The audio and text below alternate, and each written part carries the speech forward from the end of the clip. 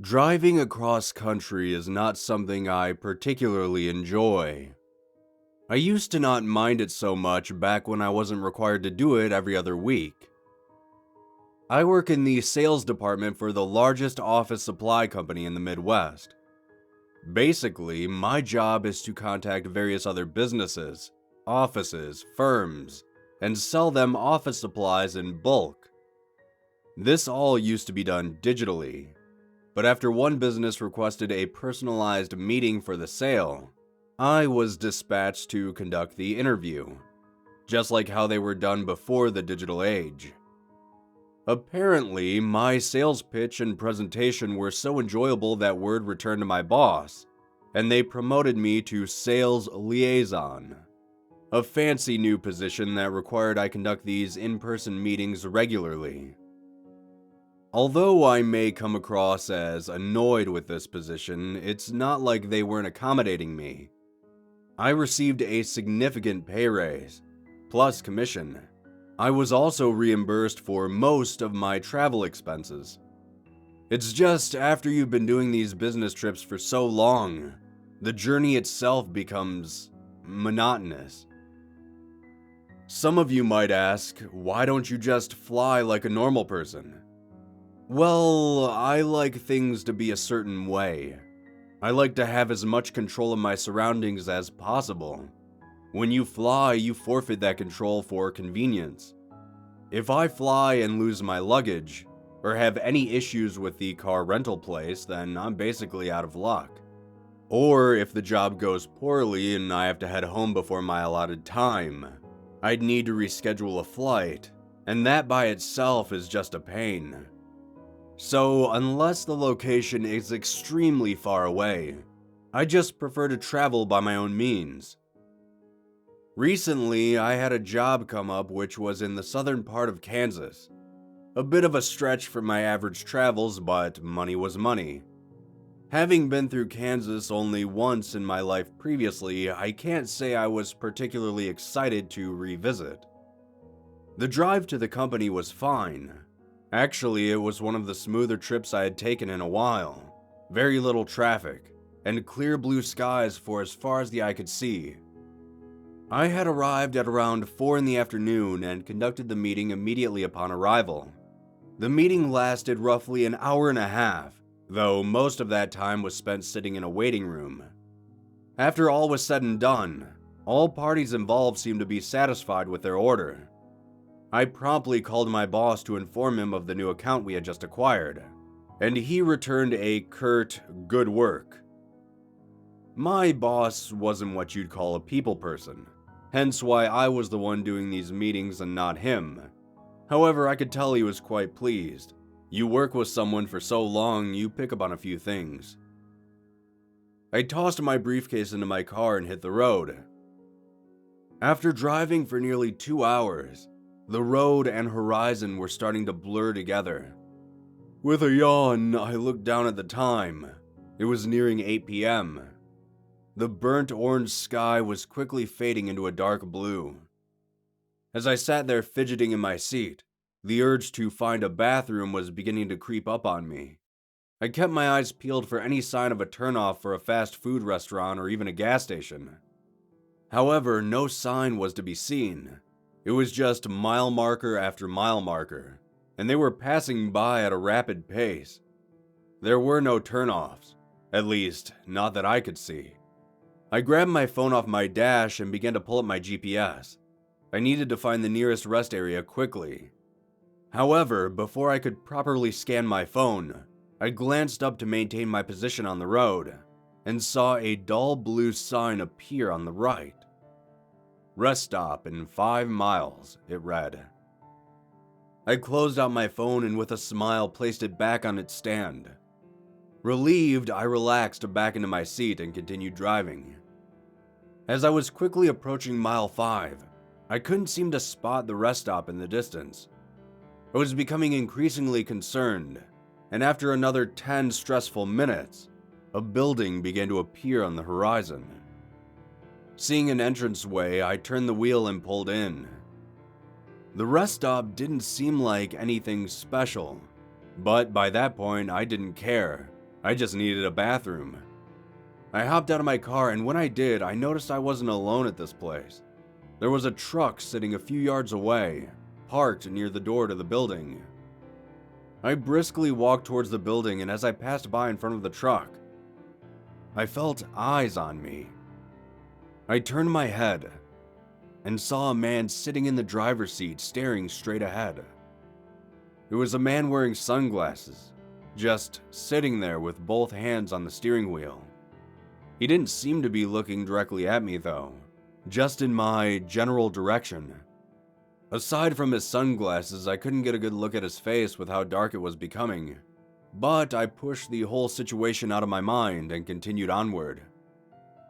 As I was leaving the bathroom, I noticed a vending machine. I bought a Snickers and stepped outside. When I did, I looked up and saw that the truck was gone.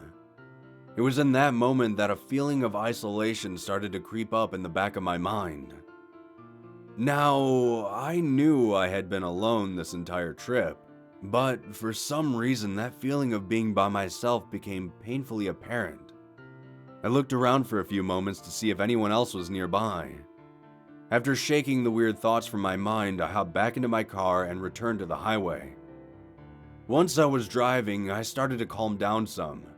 I even put on some music to help me get out of my own head. After driving for another hour, I spotted something on the side of the road. It was a dull blue sign that said rest stop in 5 miles. When I read those words, a chill came over me, and that feeling of isolation returned. I tried my best to banish the feeling from my mind. However, before I could shift my mind onto something else, I saw it. The same exact rest stop. I slowed down a bit and looked at it. It was purely identical to the one I had previously stopped at. I attempted to rationalize that the state had simply copied and pasted their rest stop design. I averted my eyes and sped up, continuing along the highway. I drove for another 2 hours, and by that point the sun had long since set and had been replaced by the moon and stars above. Admiring the clear starry sky overhead, my eyes drifted down, and I saw it again. That same exact sign. Rest stop in 5 miles. While I didn't want to stop at this place again, simply because this whole area has been giving me the heebie-jeebies, I had been driving pretty much non-stop since I left. I needed a break.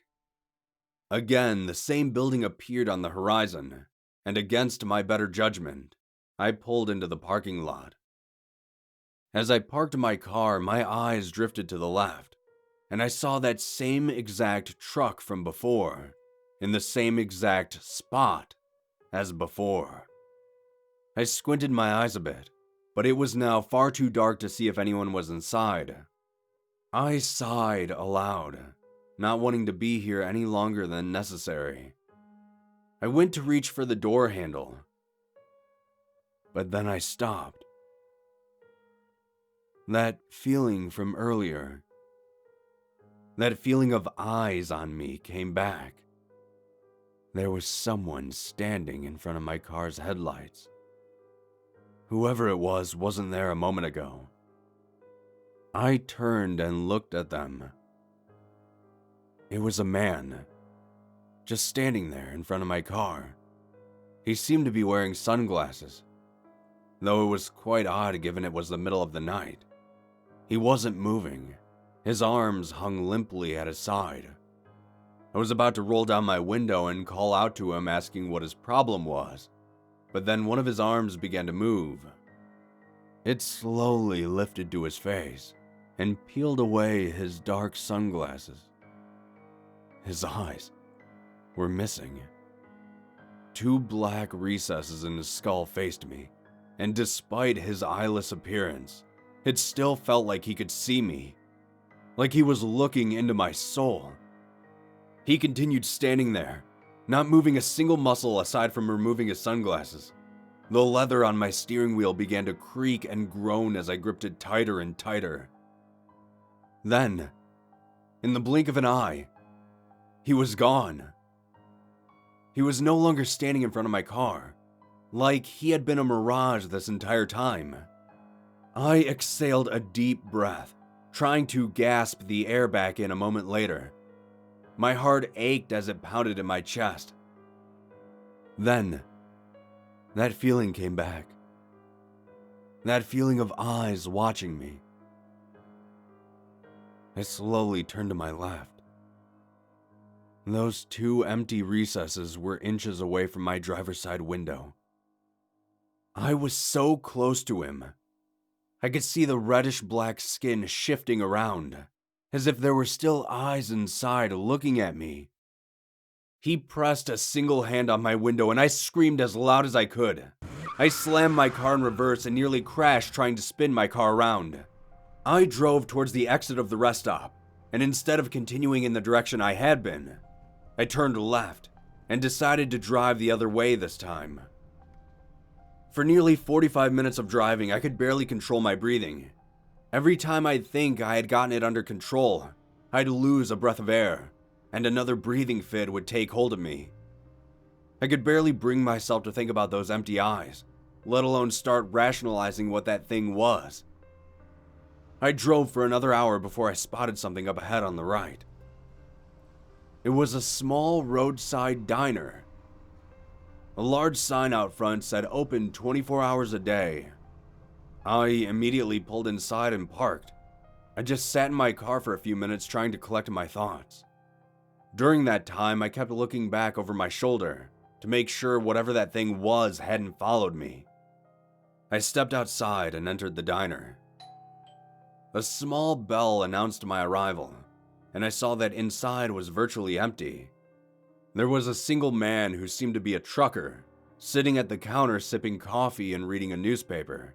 He gave me a passing glance and continued reading.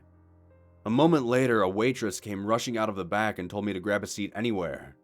I spotted a booth near the back and quickly walked over to it. I sat down, rubbing my hands together in an effort to shake off my nerves. The waitress came over to the booth and asked if she could get me anything. With a slightly trembling voice, I just asked for a cup of coffee. A few moments later, she returned, cup in hand.